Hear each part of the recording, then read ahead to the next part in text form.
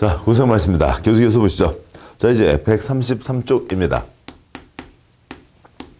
3장 사업시행계획서 인가이죠. 그러니까 설계도를 써내고 그러니까 도장을 받는 겁니다. 사업시행계획서 인가요. 뭐 대부분의 도장 다 시장군수이죠. 뭐 여기는 뭐 내용 많지 않으니까 그 담겨 있는 내용 자체가요.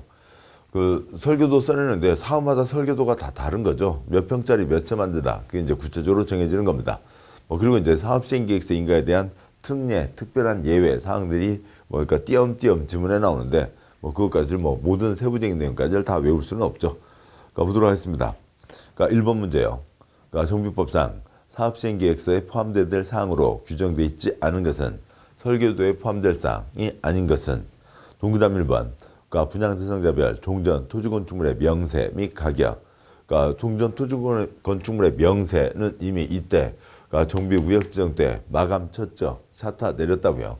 그래서 그때 있었던 토지 등 소유자, 토지 소유자, 건축물 소유자, 뭐 지상권자는 분양 대상은 아니지만 아무튼 거기까지 목록이 다 확정돼 있죠. 돼 있습니다. 그렇지만 가격은 대상이 아닌 거죠.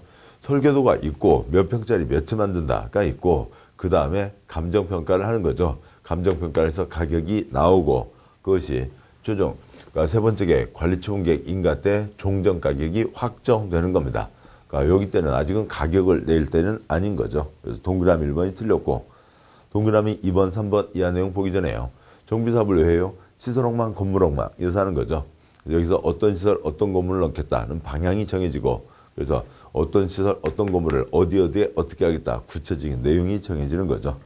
그래서 동그라미 2번 토지이용 계획, 동그라미 3번 건축물 배치 계획, 4번 건축물 높이, 용적률 등에 대한 건축 계획, 5번 설계도서, 뭐 설계도서가 가장 기본적인 사항이고 관련된 기타 내용들이 들어가게 됩니다.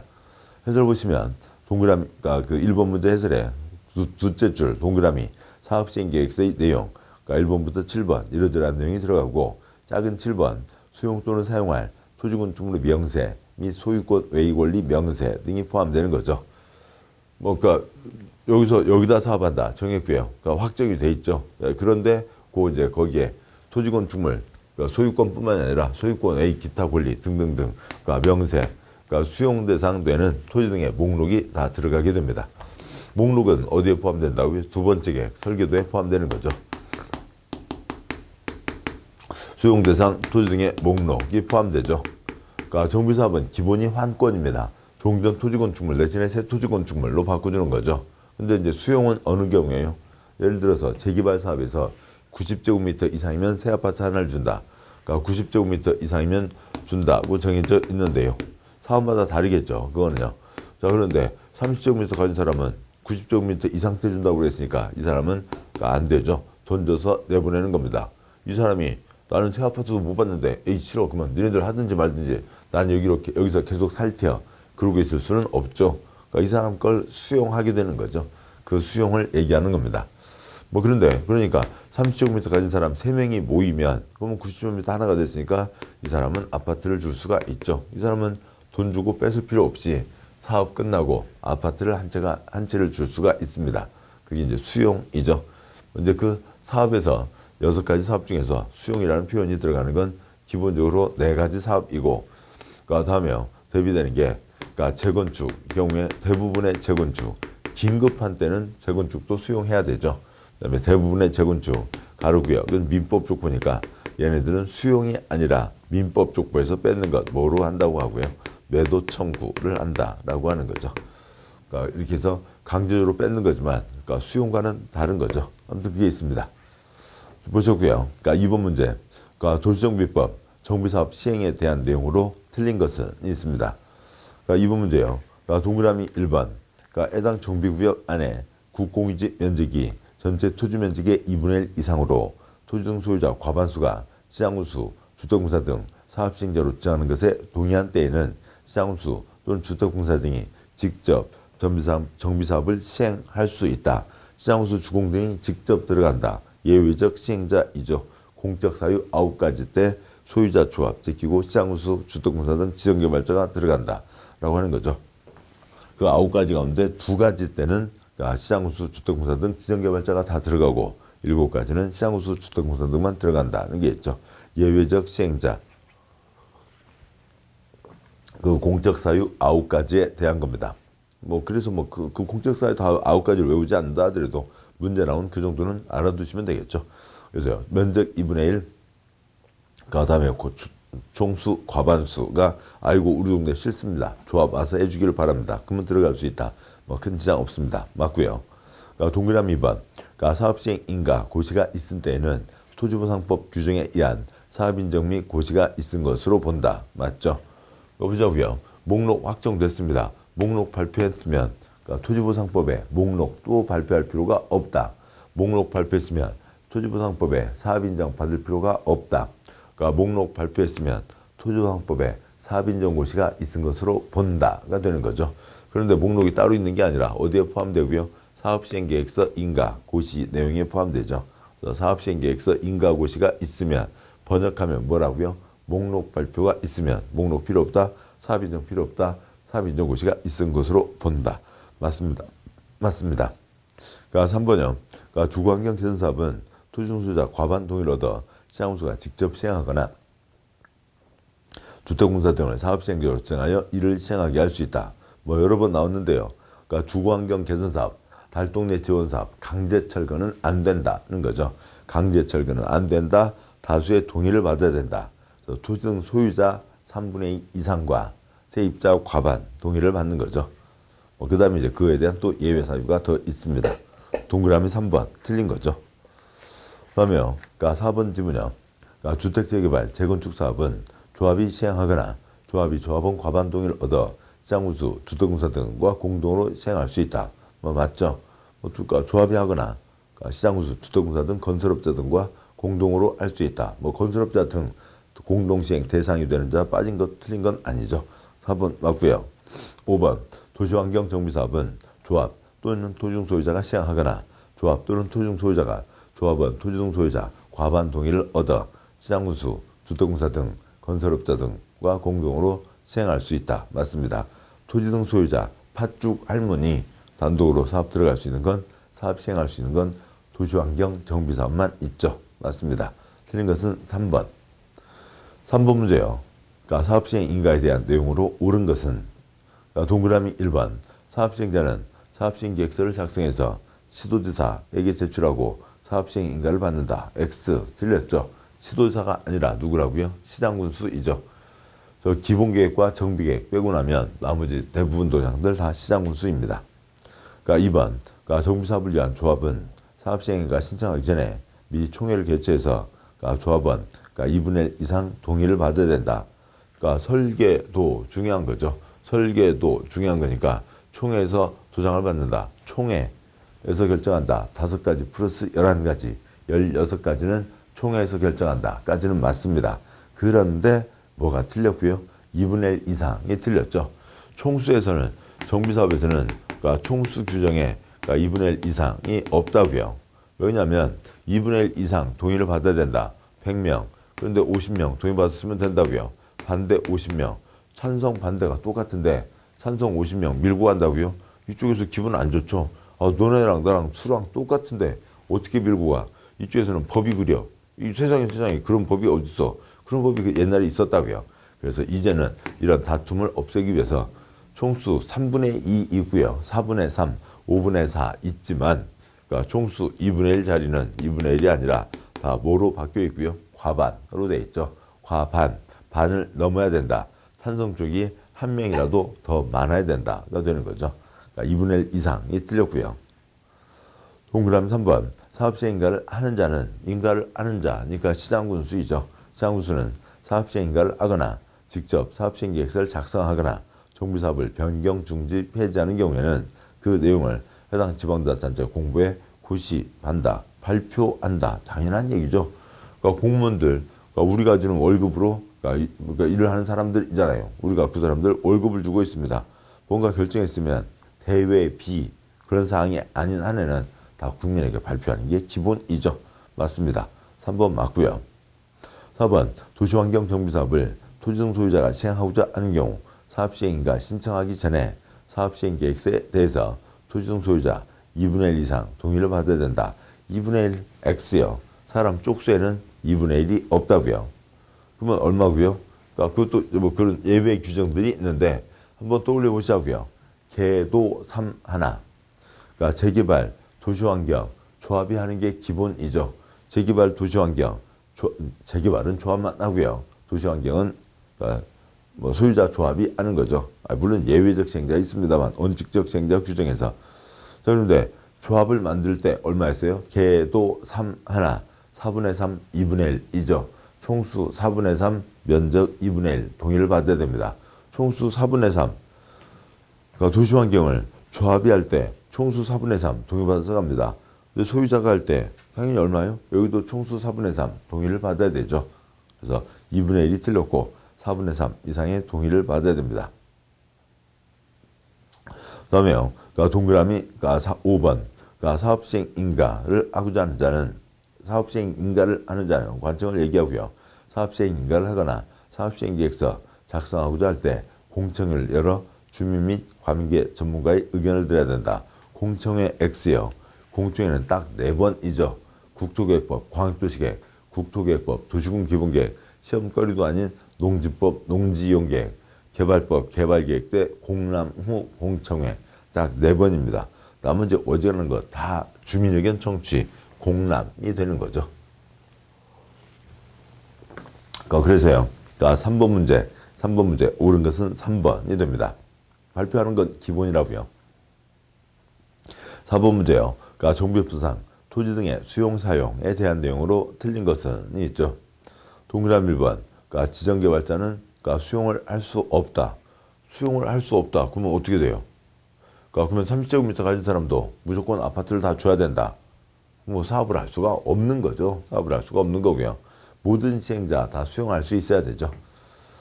그러고요. 여기는 그러니까 도시정비법은 환권이 기본이니까 여기는 뭐 민간 수용 요건 그게 안 붙게 되는 거고요. 그러니까 모든 시행자 다 수용할 수 있어야 됩니다. 그다음에 이제 수용 사용이고 이제 그 문제 해설이요. 해설 아래에 있는 그림.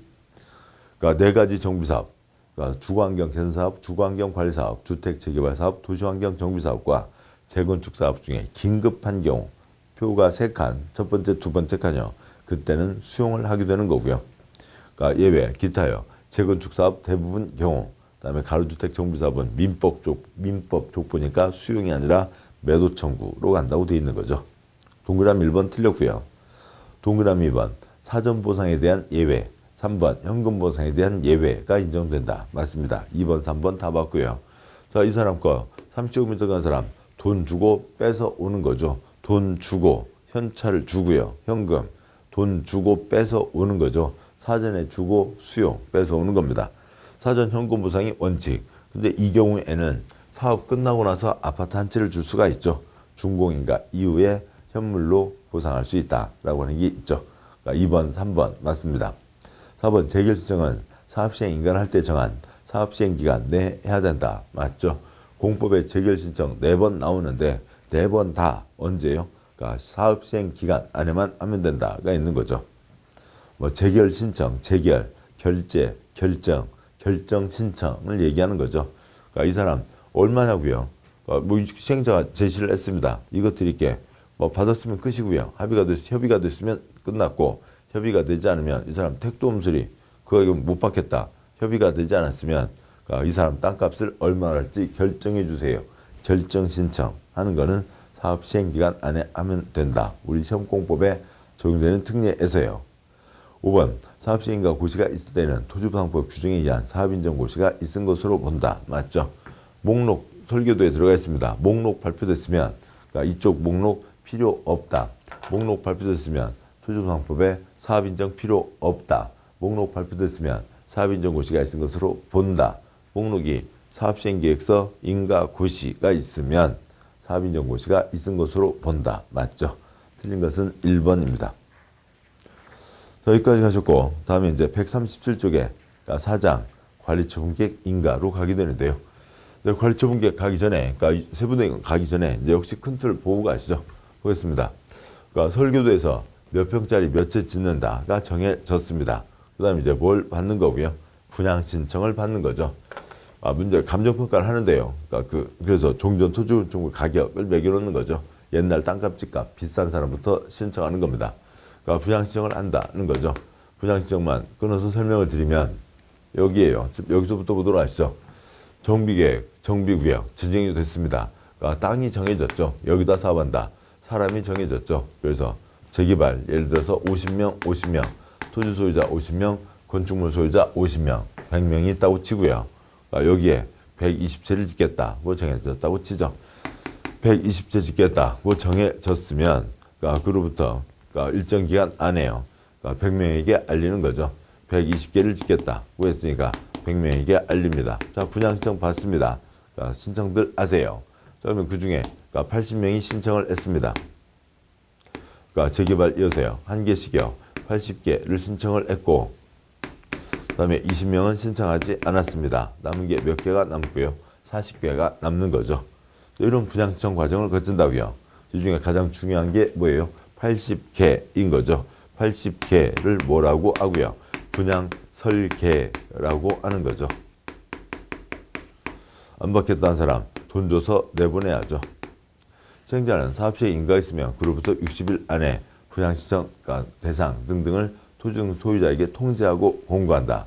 통지가 중요한 거죠. 그러면 사람들은 통지한 날부터 분양신청 기간은 통지한 날부터 30일, 60일 사이에서 정한다. 그 다음에 막판 분양신청 물리면 20일 연장할 수 있다. 안 받겠다 한 사람들, 안 받겠다고 확정되는 게 관리처분계획이죠.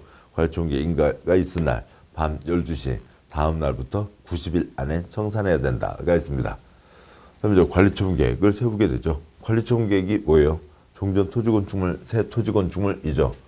종전 토지건축물 소유자에게 새 토지건축물 어디 준다. 그걸 정리한 거고, 그렇게 주는 게 몇 개, 남은 게 몇 개 등등을 정리하는 겁니다.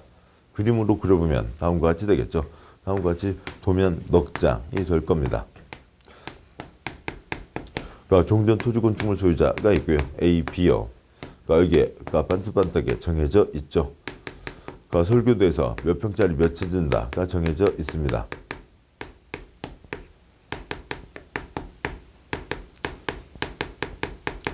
그 중에 여기 A, B가 있는데 A에게는 이쪽 5번 땅을 준다.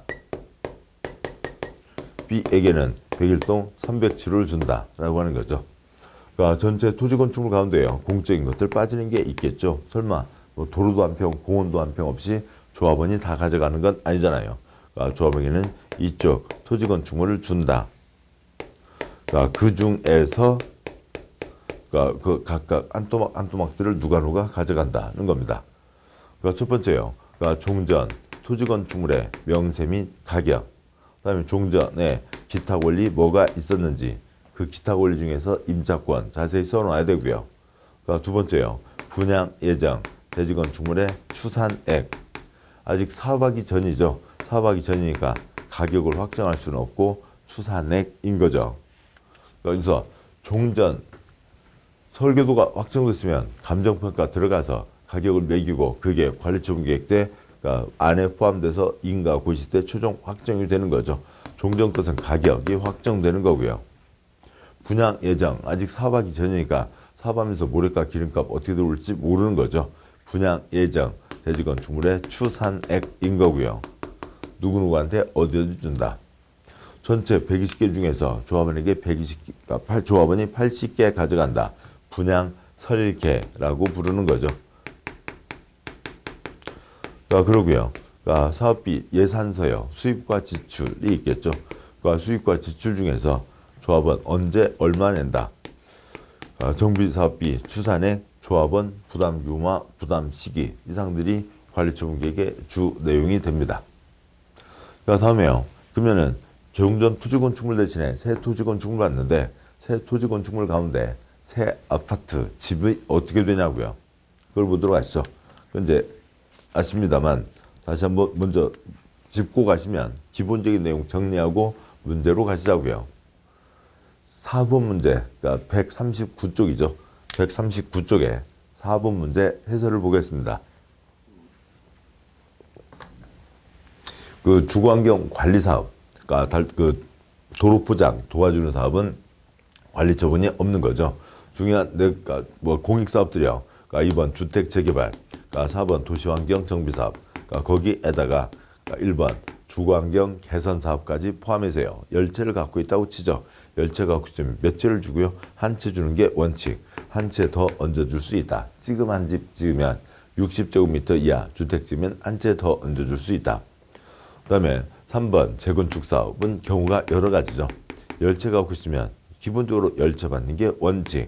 어디가 아니면요. 과밀 억제 권역이 아니면 서울, 인천, 경기 그 수도권이죠. 그 중에서도 서울 위로 의정부, 아래로 수원, 성남까지 과밀 억제 권역이 아닌 우리나라 대부분 지역에서는 10채 갖고 있으면 10채. 근데 과밀 억제 권역에서는 다른 사람도 들어오니까 좀 욕심을 좀 줄이시자고요. 근데 과밀 억제 권역 중에서 거기가 만약에 투기과일 지구면 투기 잡자. 그래서 몇 채요? 한 채 플러스 한 채. 그러니까 투기과일 지구가 아니면 몇 채까지만 주는 거고요. 세 채까지만 주는 거죠. 그 다음에요. 그러니까 여섯 번째 가로주택 정비사업의 경우에는 몇 채 이하로 하고요. 세 채 이하로 한다라고 하는 거죠. 그러니까 주택의 공급에 대한 기준까지가 있습니다. 관리처분계획 확정하고 그 다음 사업을 하게 되죠. 관리처분계획 인가의 효과요. 그러니까 관리처분계획 인가가 있고 나서 사업을 하게 됩니다. 그러니까 사업하는데 철거해서 사업을 하는데 사람들 하고 있으면 안 되죠. 그러니까 나가라 몇 글자요? 세 글자. 나가라 몇 번이요? 세 번이죠. 나가라가 정해지는 겁니다. 관리처분계획 인가가 있은 후에 철거한다.